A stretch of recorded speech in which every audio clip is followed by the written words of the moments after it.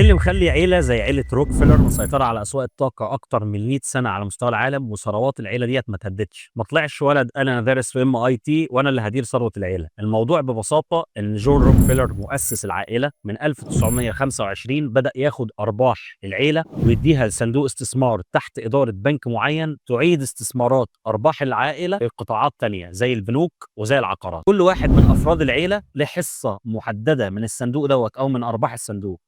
الراجل مش بس أعاد استثمار وأعاد توزيع أرباحه، لأ هو بدأ يعلّم عياله درس مهم. مش معنى إن أنت غني ومسيطر على سوق الطاقة إن أنت تصرف من غير حساب أو إن أنت تدير على مزاجك.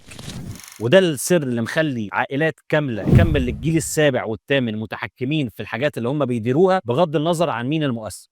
علشان كده العقارات فضلت محافظة معاهم في الصندوق دوّة على أرباح خيالية. وللعلم من 2022 شركة روكفيلر اتنقلت من شركة asset management لشركة investment كبيرة جدًا.